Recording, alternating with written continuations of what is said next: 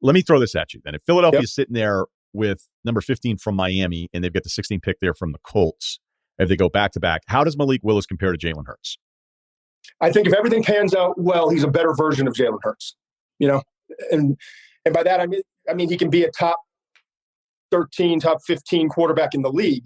I don't know that he's ever going to be a top 10 guy in the league. And that's, again, assuming everything works out, that he gets the right quarterback coaching, that he's brought along in the first year, that he's capable of picking the things up that he needs to learn, that he still hasn't learned. Hugh Freeze, his coach at Liberty, told me when we were talking for about a half hour on the sideline at the Senior Bowl, he said, Malik, it's not his fault, but he doesn't know what he doesn't know yet because he hasn't had to do a ton of things. And in their quarterback-friendly offense, he's going to get in the league, and what goes through his brain pre-snap is going to be totally different from what was going through his brain pre-snap in college. He's going to have to set the protections. He's going to have to figure out, what the defense is looking in terms of a pre-snap shell, and then post-snap, what's the disguise, and then what am I supposed to do when I see that disguise and I actually do figure out it's cover 3 instead of cover 2. All those things he didn't have to deal with. It was just, hey, I got the best arm of any quarterback in this league and one of the best arms in college football. I'm probably the most athletic and explosive, dynamic, whatever you want to call it, runner of all the quarterbacks in this class and maybe in college football.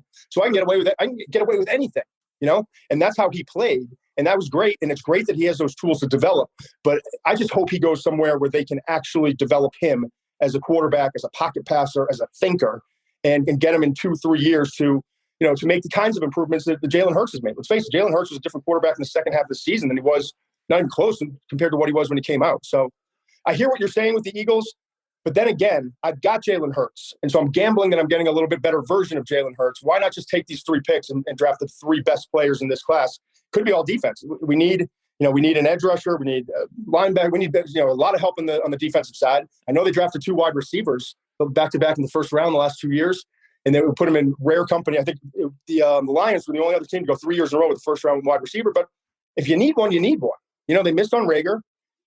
They hit on Devontae Smith. And so they need another receiver. And that's the bottom line. So, and that's kind of the sweet spot, too, where, if a Drake London were to fall to 15, snatch him up. I don't think Garrett Wilson from Ohio State is going to fall to that range. But, Treylon Burks from Arkansas, big physical slot receiver, good after the catch.